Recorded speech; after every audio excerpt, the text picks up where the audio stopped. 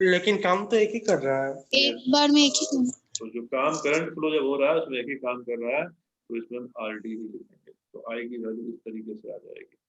तो आई नॉट जो हो जाएगा इस केस में, आई नॉट जब हो जाएगा किसका, ये आई नॉट किसका है, ये आई नॉट इनपुट वाले का है, ये इनपुट वाले का, प्लस और आई नॉट जो आउटपुट वाले का हो जाएगा वो V naught R L plus R D हो जाएगा। अगर आइडियल डायोड होगा उसमें आर डी की वैल्यू 0 हो जाएगी, तो वी नॉट कौन आर एल हो जाएगा। ठीक है, तो ये फिगर बना लेना। फिगर बनाने के बाद एक दो पॉइंट लिख देना कुछ इस तरीके से। पहला पॉइंट हम लिख रहे हैं यहाँ पे कि during positive cycle, positive half cycle, तो पॉजिटिव हाफ साइकिल के कॉरस्पॉन्डिंग समय देखा जाए तो किस तरीके से, मान लो इनपुट करंट आ रहा है, तो ये 0 पे होगा, ये t/2 पे होगा, फिर t है, फिर 3t/2 है, फिर 2t है, फिर 5t/2 है। तो पॉजिटिव साइकिल किस किस टाइम में आ रहा है, 0 t/2 के बीच में आ रहा है, फिर t 3t/2 के बीच में आ रहा है, फिर 2t 5t/2 के बीच में आ रहा है। तो in general positive half cycle का समय क्या हो जाएगा, nt, पॉजिटिव हाफ साइकिल का समय nt से लेके 2n+1 t/2, ये होगा कि नहीं होगा। यहाँ n की वैल्यू 0 1 2 3, क्या ये पॉजिटिव हाफ साइकिल का समय होगा या नहीं होगा, यस सर। है ना। जब n की वैल्यू 0 डालोगे तो ये टाइम इंटरवल आएगा, टाइम गैप, ठीक है। n की वैल्यू जब 1 डालोगे तो ये टाइम गैप आएगा, n की वैल्यू 2 डालोगे तो ये टाइम गैप आएगा। तो ड्यूरिंग पॉजिटिव हाफ साइकिल, अब फिगर यहाँ दिया जाए, फिगर में D1 क्या है, फॉरवर्ड बायस है, इसमें लिखेंगे डायोड की क्या कंडीशन है, तो डायोड D1 इसमें क्या है, ये फॉरवर्ड बायस्ड होगा, एंड डायोड D2 ये रिवर्स बायस्ड हो जाएगा। तो आउटपुट जो आएगा, आउटपुट किससे आएगा, आउटपुट D2 जो हो जाएगा, D2 डायोड D1 हो जाएगा। और फिर ड्यूरिंग नेगेटिव हाफ साइकिल, तो नेगेटिव हाफ साइकिल का टाइम क्या ले लेंगे हम लोग, नेगेटिव हाफ साइकिल का टाइम अगर हम लिखें तो 2n-1t से बड़ा t और क्या लिख दें, nt से छोटा, और यहाँ n की वैल्यू 1 2 3 से लेके ऐसे करके डाल देख सकते हो ना, t/2 से लेके t तक है, फिर 3t/2 से लेके 2t तक है, फिर 5t/2 से लेके 3t तक करके। तो इसमें क्या हो जाएगा, इसमें डायोड D1 जो हो जाएगा वो रिवर्स बायस हो जाएगा, एंड डायोड D2 जो हो जाएगा वो फॉरवर्ड बायस हो जाएगा। और फिर आउटपुट जो आएगा, आउटपुट होगा ड्यू टू डायोड D2 की वजह से हो जाएगा।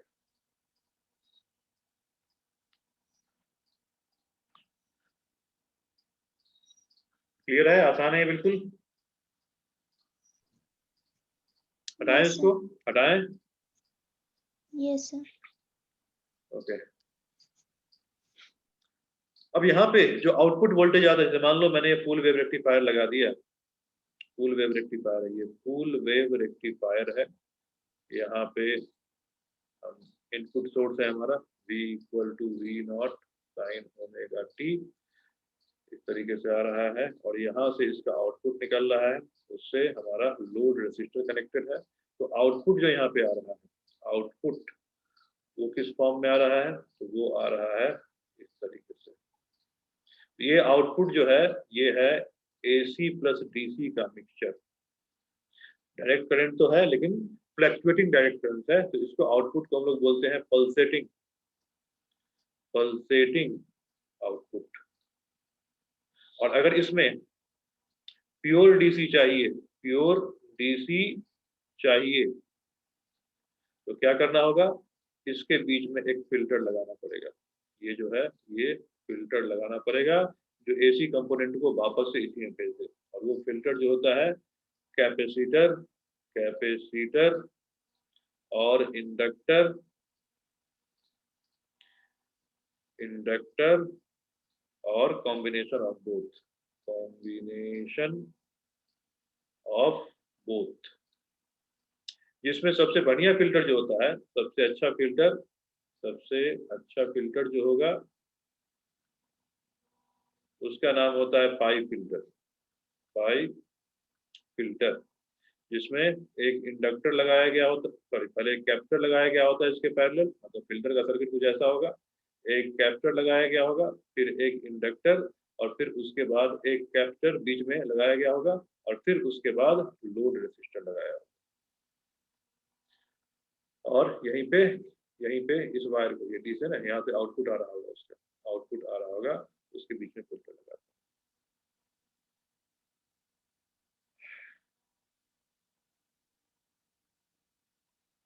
ठीक है, ये सब इंफॉर्मेशन जो है, ये सब तुम्हें सीबीएसई में नहीं पूछेगा, ये पूछेगा मेंस में, पूछ सकता है अगर। मैच द फॉलोइंग में था इसका। था हाँ, तो ऐसा हो सकता ये है। सब फिल्टर का क्या काम था, मतलब ट्रांसफार्मर था, रेक्टिफायर था। फिल्टर का काम होगा वही एसी कंपोनेंट डीसी कंपोनेंट में से किसी एक को हटाना जो हमें चाहिए होता है। एसी कंपोनेंट डीसी, ऐसा नहीं था स्टेबलाइजर, क्या स्टेबलाइजर? तो उसमें ऐसा हाँ, स्टेबलाइजर होता है, डायोड के ऐसा ही था। स्टेबलाइजर की तरह काम करता है। जीनर डायोड जो होता है वो वोल्टेज स्टेबलाइजर की तरह काम करता है, वो हम चर्चा करेंगे जीनर डायोड। हाँ, तो ये स्टेबलाइजर है ना, ये डीसी करंट को स्टेबलाइज करता है, फ्लक्चुएटिंग से स्टेबलाइज करता है। तो फिल्टर कर सकते हो कि स्टेबलाइजर का भी काम कर सकता है। ये वोल्टेज स्टेबलाइज करने का मतलब जो फ्लक्चुएटिंग वोल्टेज होगा उसको एक फिक्स वैल्यू में रखेगा, ये भी काम करता है ये। अच्छा, इसका अब हम इसके कैरेक्टरिस्टिक लिखेंगे। इसका जो है कैरेक्टरिस्टिक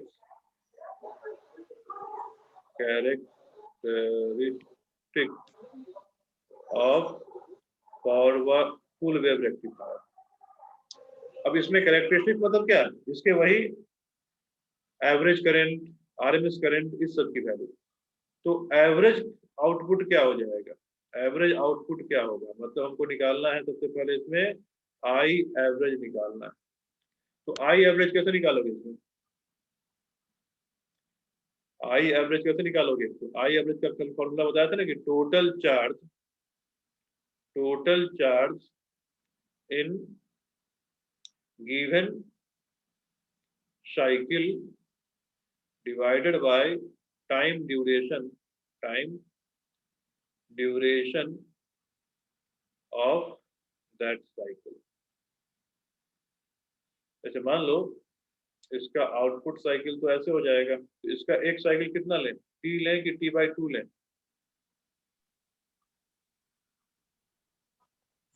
बोलो। टी लेंगे। हाँ, तो टी लेंगे तो देखो टी लेंगे तो इसको सम करना पड़ेगा, इसको सम करना पड़ेगा। तो यहाँ जो साइकिल एक ही माना जाएगा ना, 0 से लेकर T/2 तक, फिर यहाँ T/2 से लेकर T तक, इस तरीके से माना जाएगा। तो तुम टी लोगे तो फिर टी से टाइम से डिवाइड करना पड़ेगा, T/2 लोगे तो T/2 से डिवाइड करोगे। समझ में आया? अगर यहाँ पे टोटल चार्ज के लिए इंटीग्रेशन करते हो, सम करते हो, dq टाइम की वैल्यू कहाँ से, 0 से लेके t तक लेते हो, तो यहाँ टाइम डिवीजन कितने हो जाएगा, इससे हो जाएगा। या फिर अगर समेशन करते हो t = 0 से लेके T/2 तक, किसका, dq का, तो यहाँ T/2 हो जाएगा। कैलकुलेट करके दोनों वैल्यू सेम ही आएगी। जैसे इसको जब हम कैलकुलेट करेंगे तो कितना आएगा, 1/t इंटीग्रल 0 से लेके t dq ऐसे करके, और इसको करेंगे तो कितना आएगा, ये आएगा 2/t इंटीग्रल 0 से लेके dq t/2 तक। अगर तुम्हें अगर थोड़ा बहुत इंटीग्रेशन याद हो तो इसका डिफिनिट वाला, ये दोनों वैल्यू सेम होगा कि अलग अलग होगा?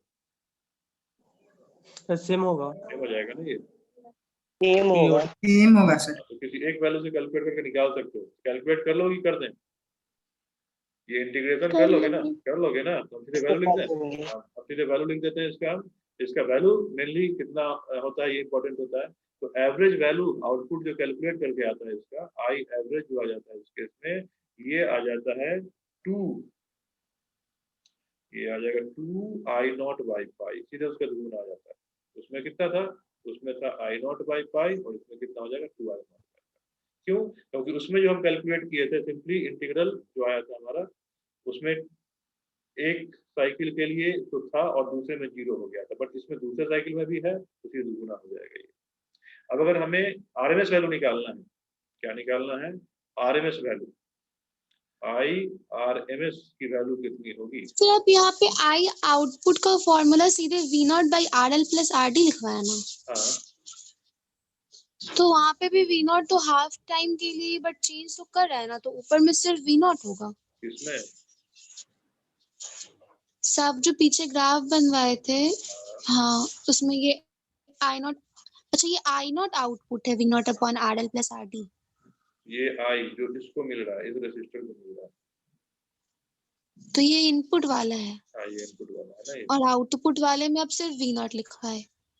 आउटपुट, आउटपुट का ये तो करंट मिलेगा ना, करंट मिलेगा। आउटपुट का फ्लक्चुएशन तो दूसरे तरीके से होगा। फिर आउटपुट में इस डायोड आउटपुट का जो वोल्टेज पोटेंशियल निकालेंगे तो वो तो फिर यहाँ कितना ड्रॉप हो रहा है, उसके बाद यहाँ कितना ड्रॉप हो रहा है तब निकलेगा।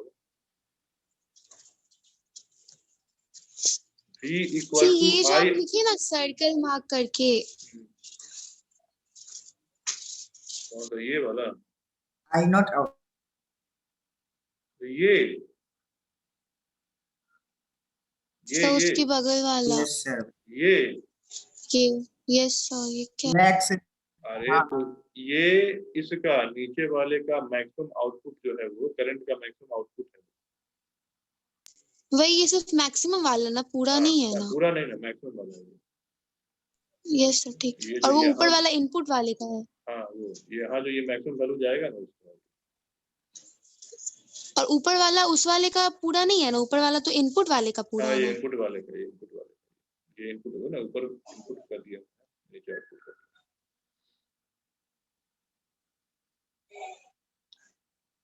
और आरएमएस वैल्यू कितना आएगा, तो आरएमएस वैल्यू सीधे कैलकुलेट कर लेना। कैसे कैलकुलेट करोगे, रूट ओवर 0 से लेके T/2 I² dt divided T/2, या तो ऐसे कैलकुलेट कर दो या फिर 0 से लेके, सर पीछे जो एक आई का फॉर्मूला था वो आउटपुट का था ना, V0 sin ω/RL + RD। ये हाँ ये जनरल आउटपुट करंट कैसे फ्लक्चुएट करेगा उसका फॉर्मूला था। फिर से यहाँ लिख देते हैं, I equal to V0 sin ω/T/RL + RD, ये आउटपुट करंट का फॉर्मूला था। RD आ गया ना, 2 रेसिस्टर हो गया ना, और करंट तो पोटेंशियल तो उसको ऐसे ही मिल रहा है कि नहीं। Yes, sir. सर्किट लोगे यहाँ पे Yes, तो sir. एक RD डालोगे, एक RL डालोगे, और इसके अक्रॉस जो उसको पोटेंशियल मिल रहा है वो तो इनपुट से ही मिल रहा है ना, तो करंट हो जाएगा पोटेंशियल अपॉन रेजिस्टेंस, ये वैल्यू आ जाएगी। ठीक, आरएमएस वैल्यू ये कैलकुलेट कर लोगे, ये आरएमएस वैल्यू बिल्कुल वैसा ही है जैसा हम लोग अल्टरनेटिंग करंट में कैलकुलेट किए थे, बिल्कुल वैसा ही है। ठीक है, ये Yes, sir. फॉर्म फैक्टर कितना हो जाएगा, Yes. फॉर्म फैक्टर कितना होगा, फॉर्म फैक्टर क्या होता है, formula IRMS upon I average, ये होता है फॉर्म फैक्टर। कितना जाएगा ये, π/2√2 आएगा ना, I upon √2/2 I0 pi upon pi, I0 से I0 कट गया, वैल्यू कितनी आ जाएगी, π/2√2 आएगा। रिपल फैक्टर कितना आएगा, रिपल फैक्टर ये हो जाता है फॉर्म फैक्टर स्क्वायर -1, इसको जब कैलकुलेट करोगे तो ये 0.48 आ जाएगा। अच्छा, रिपल फैक्टर रिपल होता है क्या है, पता है कि नहीं पता है, ये रिपल क्या होता है पता है, नो सर। अरे जो भी हम आउटपुट लेते हैं उस आउटपुट में प्योर डीसी तो होता नहीं है ना, मतलब डीसी मतलब एक कांस्टेंट वैल्यू तो होता नहीं है, वो फ्लक्चुएटिंग डीसी होता है, मतलब एसी का भी कुछ पार्ट होता है। तो जो एसी का पार्ट उसमें चला जाता है ना, उसी को हम लोग रिपल बोलते हैं, और उसी का जो मेजरमेंट का वैल्यू होता है उसको हम रिपल फैक्टर बोलते हैं। तो हमें जो आउटपुट मिलना चाहिए उसमें रिपल फैक्टर जो है, रिपल वैल्यू कम होनी चाहिए कि ज्यादा होनी चाहिए? कम होनी कम चाहिए। होनी चाहिए ना। तो देखो याद, अगर याद होगा हाफ वेव रेक्टिफायर का रिपल फैक्टर कितना था? 0.406। हाफ वेव रेक्टिफायर 1 पॉइंट, वो तो उसका एफिशिएंसी था 1.57 1.5 से फॉर्म फैक्टर था, रिपल फैक्टर था 1.21, सॉरी सर, यस सर, हाँ रिपल फैक्टर उसका था 1.21 1.21, और फुल वेव रेक्टिफायर का देखो 0.48 है। तो रिपल फैक्टर काफी कम हो गया, मतलब फुल वेव रेक्टिफायर से इफेक्टिवली क्या होता है, हाफ वेव रेक्टिफायर से ज्यादा डीसी कंपोनेंट मिलता है। ठीक है, और इसकी इफिशियंसी कितनी हो जाएगी? अगर हम यहाँ पे बात करेंगे इफिशियंसी की, इफिशियंसी ईटा की बात करेंगे, तो इफिशियंसी वही होता है ना, क्या होता है, फॉर्मूला का लिखवाए थे इफिशियंसी का, कितना? Power output, power power consume output power consume by power input, power input. Power consumed by power out. तो पावर कंज्यूम जो कर रहा है वहां पे करंट यूनिडायरेक्शनल है, जहाँ पावर कंज्यूम कर रहा है वहां पे करंट क्या है, यूनिडायरेक्शनल, करंट यूनिडायरेक्शनल। और जहाँ पावर इनपुट मिल रहा है वहाँ करंट यूनिडायरेक्शनल है कि by directional? Bidirectional. By directional है, बाई डायरेक्शनल, क्योंकि एसी सोर्स बाई डायरेक्शनल है ना। तो यूनिडायरेक्शनल में करंट में हम आई एवरेज लेते हैं, और बाई डायरेक्शनल में करंट में आई आरएमएस लिखते हैं। ठीक है, तो यहाँ से जो पावर हमें आया था, यहाँ क्या आया था, आई एवरेज का square upon R L into R L, और यहाँ था आई आर एम एस का square R L plus R D, सही था ना। और यहाँ सिंप्लीफाई करोगे इसको, I average upon I R M S का स्क्वायर कर दो, और आर एल को नीचे डिवाइड कर दो, तो 1 plus R D upon R L हो जाता है। इसको सिंप्लीफाई करोगे किसके लिए, फुल वेव रेक्टिफायर के लिए, तो ये सिंप्लीफाई करके 0.812 divided by 1 plus R D upon R L आ जाता है। और जब इसको तुम देखोगे पीछे से कंपेयर करके, तो ये आ जाता है 2 times efficiency of half wave rectifier. अगर आइडियल लिया जाए, फॉर आइडियल डायोड जिसमें आर डी कितना हो जाएगा, 0 हो जाएगा, तो इफिशियंसी कितनी हो जाएगी, 0.812, या परसेंटेज इफिशियंसी जो हो जाएगी वो 81.2% हो जाएगी। ये 2 इंटू 40.6% है ना, मतलब 2 into efficiency of half wave rectifier.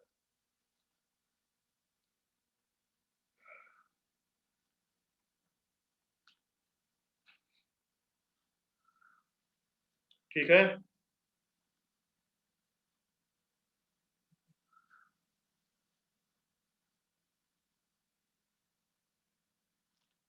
हटाएं इसको। Yes, sir.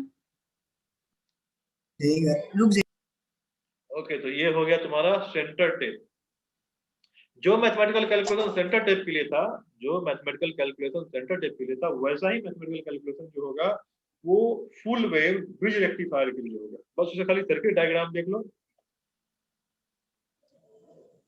उसका सर्किट डायग्राम कैसा हो गया। होता है उसको देख लिया। हो गया, ओके। नेक्स्ट सेशन में कर देते हैं। हाँ नेक्स्ट में कर लो, इसमें तो टाइम भी खत्म हो गया। चलो फिर नेक्स्ट सेशन में एंट्री कर लो।